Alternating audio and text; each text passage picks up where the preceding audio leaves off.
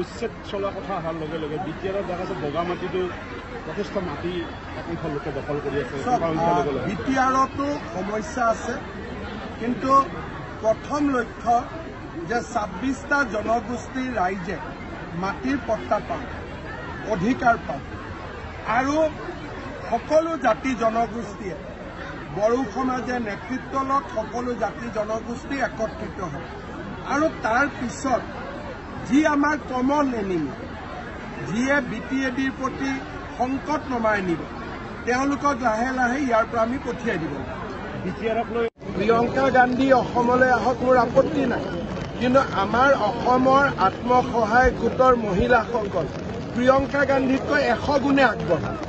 গতিকে অসমৰ মহিলা, বিশেষকৈ সেল্ফ হেল্প গ্ৰুপৰ যিমান অসমৰ মহিলা আছে, প্ৰিয়ংকা গান্ধীক চবতে পৰাজিত কৰি দিব। প্ৰিয়ংকা গান্ধী কম্পিটিশ্যনত আহিবই নোৱাৰে।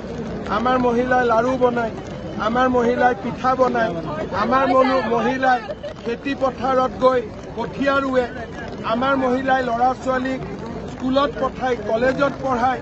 আমাৰ মহিলাৰ লগত প্ৰিয়ংকা গান্ধীয়ে ক'ত কম্পিটিশ্যন কৰিব পাৰিব নেকি?